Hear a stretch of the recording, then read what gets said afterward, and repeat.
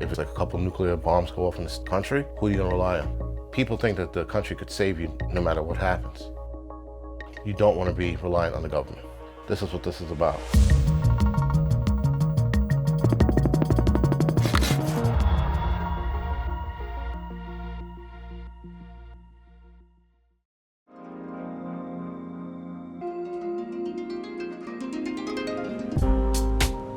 My name is Jason Charles. I am 40 years old. I'm a firefighter in New York City.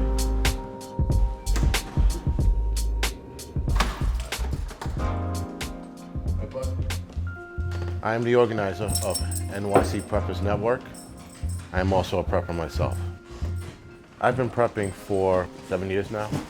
This was just put here, so the dog doesn't lay on the couch. Not that putting dirty camping gear makes it any better.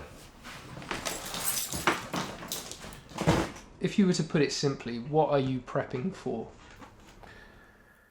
I'm prepping for everything. Right, so it's not one thing anymore. Financial crisis, hurricane, tornadoes, bad winter storms, So these are things that we get struck with all the time. The alien invasion gonna take us out? No. A zombie's gonna rise up out of the ground? And no. That's real, that's fantasy. That's people want to happen. Is a nuclear bomb gonna go off in one of the cities? More likely. That's how you navigate it. You try to stay within a realm of reality. The most likely scenario would probably be like a pandemic. Complete collapse of civilization. Cold War was the reason why people started prepping. What if they drop a bomb? What if they do this? What if they cut off a food supply? Well, guys started prepping. It became an American thing. So this closet right here is what I refer to jokingly as the end of the world closet. Jokingly, so.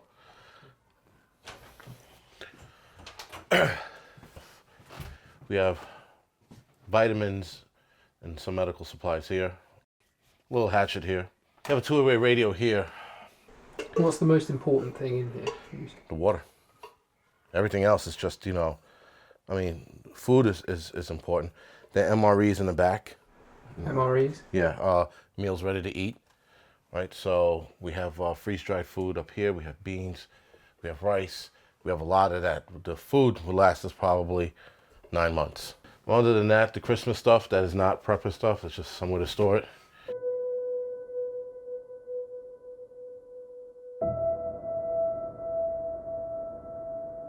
I got there before the towers collapsed. Getting down there and thinking that I was going to help out, it didn't turn out that way, right? Because then the buildings came down and it all went to shit. When it all went down, you were focused on your job, to help people and see what needed to be done and where you could be of most use.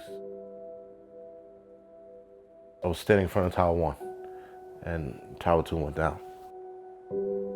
Being where I was 100% sure I was dead, and then the building just came straight down instead of leaning over. Had the building tilted over, I'd have been toast. Everybody there would have been toast. Right before I took off running, I watched 5 guys die. And then I remember that breaking my trance, and then I took off and ran.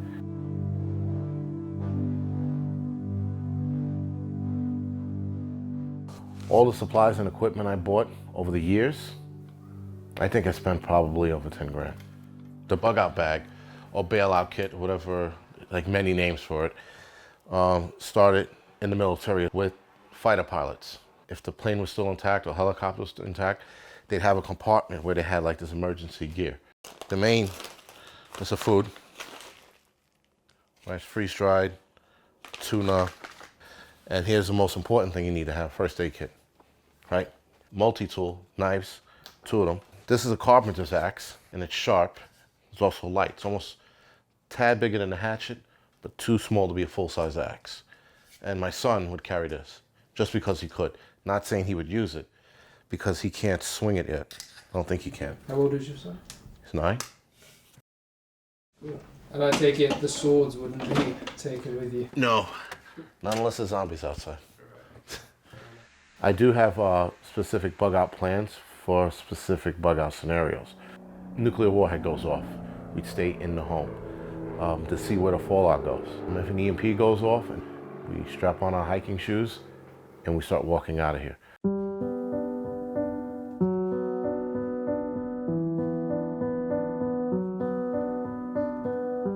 The NYC Preppers Network group is a meetup group where preppers talk about different things, like how to build a bug-out bag, how to make laundry detergent, how to make deodorant, toothpaste, natural things like that, how to read maps, how to read compasses. Anything prepping touches, we touch on. Today, we're going to have a bunch of events. So we're going to do fire safety, knife safety, how to winterize your bug-out bags, stew making. My name is Marlon. I've been prepping probably for about 15 years. If you go to Manhattan in New York, there's 8 million. Where do you put 8 million people in a disaster? So you have to sort of fend for yourself. And to fend for yourself, you've got to learn these things. 9/11 taught us that. Hurricane Katrina taught us that. There's no cavalry coming. Yes, I do. I run a women's fashion company. That and this don't rhyme at all, but that's what I do. So you have to have that balance in your life. And a lot of people don't see prepping as that. They see prepping as, you know, people who are nuts. Woo! Nice work. Yay! Pile the sticks up top. Get the sticks up top. Get them up top. Don't wait. People have gotten a little lax, a little lazy when it comes to their own survival. They do depend on other people, government, the police, this and that, to be their constant protectors. But when it comes down to it, you are your own guardian, your own survivor, your family's protector. I was at the Barcelona attacks. I've been like witness to some of the things that have happened in New York City and elsewhere, earthquakes in Mexico, And I think that when you live those things, you start thinking to yourself, I've already experienced this. Makes it real. Right, it makes it very real. Carbon is good. Where they're made is even better. So this is a Swedish knife, right? This is a very good knife. Always short strokes and controlled strokes. Femoral arteries here. That takes you seconds to bleed out before you're dead. Even at home, even if there's nobody home but you put it back in the sheet.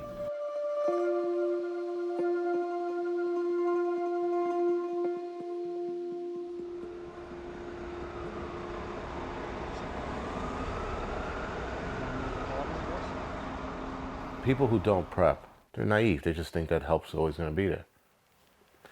Sucks to be you if you think like that. Should something happen, I'm ready to rock and roll, whether it's to stay here or leave. It's like having insurance. You buy insurance for a lot of shit, you don't use it half the time. But we still have it just in case you drop your camera, you drop your phone in the toilet, right? It might not never happen, but you still have insurance on it.